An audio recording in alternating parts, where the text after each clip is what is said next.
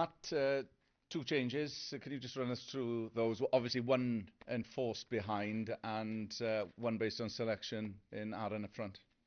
Yeah, so obviously the wing was forced. Unfortunately, a couple of wingers have had to leave camp. But I've been really impressed with Joe's attitude in terms of how he's trained. I know he's not played wing a massive amount, but he just seems a type of character that doesn't overthink it. He's backed his own ability, so I thought he was someone who should get a go.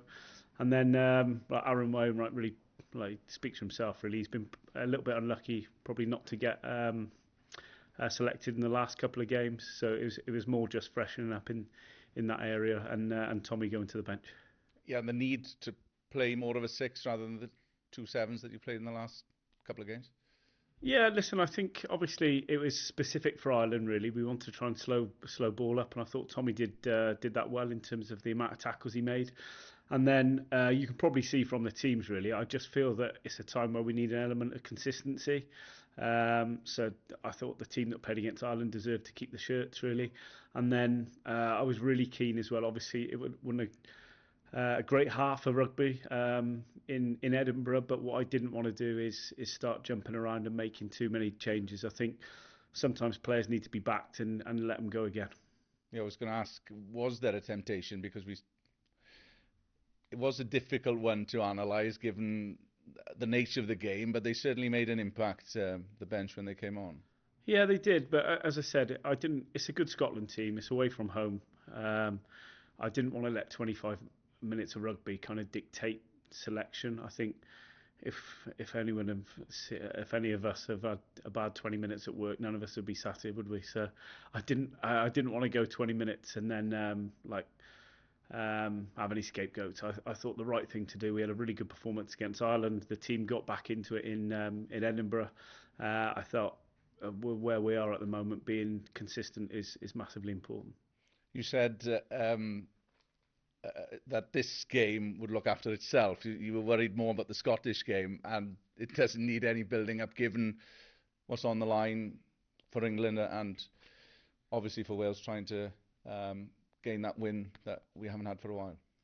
Yeah, I think obviously traditionally it's what you grew up watching. It's what a lot of your early probably rugby memories are about. And Monday we put a slide up with Principality Stadium on and the date and the time of the game, and everything that we've done all week has been leading towards Saturday at 4:45. So I don't think it's going to need any emotional build up. The probably balance to strike this week is how much more details you give the players, because I've got to be aware that it's at the end of a 7-week camp for them. I've only been in obviously for 3 weeks, and not overloading them mentally because that'll take some of their energy away. And then how much time do we actually need on the pitch? Because I think emotionally they'll be there, but it's important physically as well. They've got bags of energy in their legs, so that's been the balance this week. But as you said, there's a massive excitement in the group to play against England at home. It's the final game in your interim time in charge. I mean, how would you sum the experience up? A whirlwind period when you were called in, but how would you sum it up? I've loved it. It's been brilliant for me and my family, really, in terms of that's been a massive kind of influence for me, is having my son at the games. Kate and Ruby, it's been brilliant just seeing them enjoying coming to the Principality Stadium. They come to Edinburgh last week, so that's a massive part of it. In personally, it's been a pleasure to do. As I said, been great for the family as well. But then just getting to know the new players. So obviously I've had Cardiff lads here. Some of the boys I've coached before, but the Scarlet's back three and some of the boys, obviously like Tommy Ref and people like that. It's been great to coach a new bunch of lads, and I will say as well, the staff and the players here. I know that we haven't had the results we've wanted over the last 12 to 18 months, but there's a huge amount of effort and a huge amount of positivity in camp, and hopefully we keep plugging away and that will turn at some point. We can clearly see what it means to you. It's been an important time. Yeah, it's been brilliant, yeah. Mark, what does a win do for Welsh rugby? Leave us some good news. Oh, it would be massive, wouldn't it? It would be brilliant, and that's a massive motivation as well. If I'm honest, I would love to sign off, and not for me at all, but for the players in the group and the staff who have been here for a while. It would be huge for them. I think it's important that it's not something that we talk a huge amount about in camp. Otherwise, you can get a little bit desperate. Maybe the emotion takes over some of the technical and tactical aspects. So I think it's important that there'll be emotion on the field on the weekend, but it's getting that balance between heart and brain. Really, there'll be stacks of heart. We just need to get our game on the pitch as well. So tactically, technically, we need to be good. And then if that win comes, I think it would give everyone a massive lift, especially against England at home. How do you manage that balance in a week like this? Because if you take somebody like Dav Jenkins, for example, if you speak to him after a game, he's only interested in winning. Yeah. He's had some difficult interviews over the last 2 years to have to do some, and we can see some of the interviews he's done recently how much this game is going to mean to him. How do you manage somebody like him this week to make sure he stays at the right level emotionally? Do you know what? I actually thought about that before I come in. I can remember just watching the games, obviously more as a supporter, and seeing kind of Dowie, Jack and Dav still fairly young in their international careers, and seeing them in interviews after, and I kind of, as a coach and maybe an ex-teacher if you like, I was thinking, I hope it's not something that they're taking home with them, because I think they're at the stage of their career really where they should just be loving playing for Wales.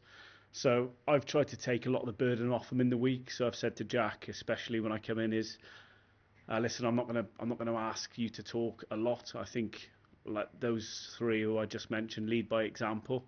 I know how much it means for them to play for Wales. So I think part of my role coming in as well was actually to let some of the senior players talk, like the likes of Gareth Hanscom brought back in, Thomas Williams, and then take some of the burden off them so they could go out at the weekend and enjoy playing rather than getting too wrapped up with history and the media stuff.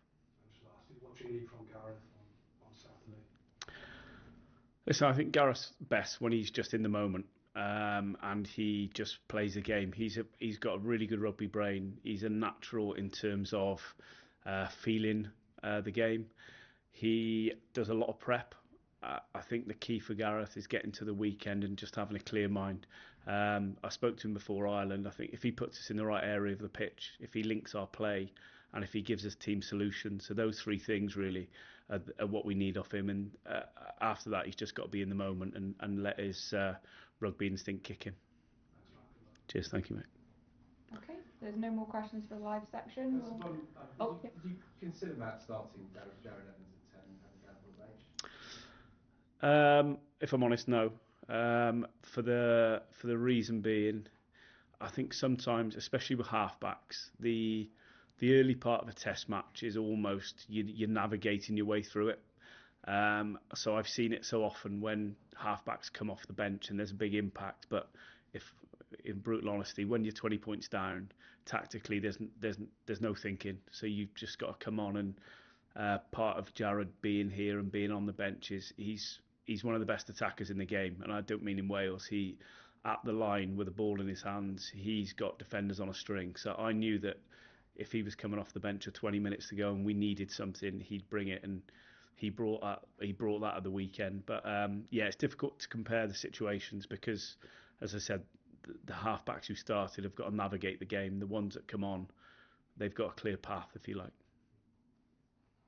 Okay, thank you. Cheers, thank you.